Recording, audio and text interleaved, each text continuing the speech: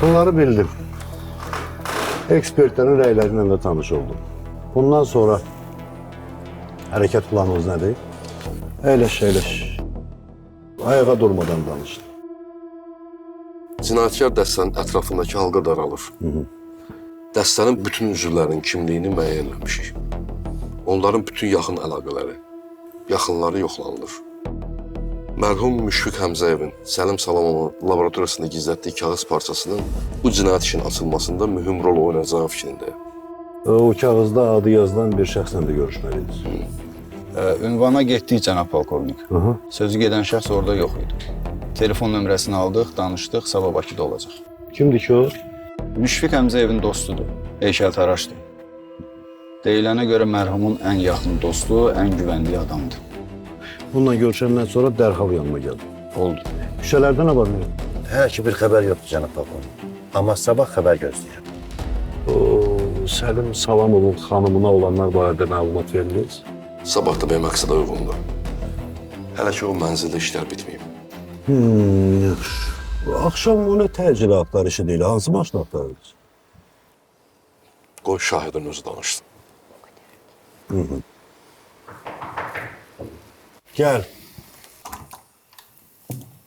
Olar cənab polkovnik. Sən burada nə edirsən? Sən sabah səhər çıxmalı deyildir işə? Mən çağırdım. Dedim hadisəni özü danışsın. Bu axşam ya sabah səhər nə fərqi var cənab polkovnik? Məlumat ver. Bugün evimin qarşısında parkda gəzirdim. Yoldan keçən maşınlardan birində cinayətkar dəstənin 2 üzvünü gördüm. Səhv ola bilməz ki.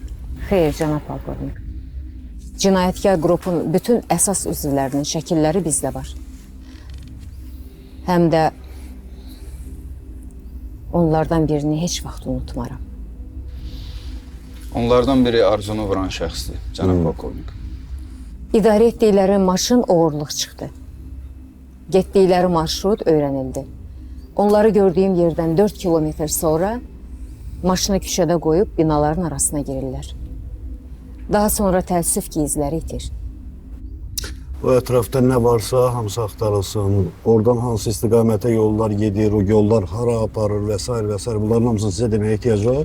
O istiqamətdə istintaq əməliyyat tədbirləri aparılır cənab polkovnik. Yaxşı. Bugünkü hadisədən sonra mən belə bir qərara gəldim ki, onların axtardığı hər nədirsə Səlim Salamovda deyil. Yoxsa onun evini belə axtarmazdılar.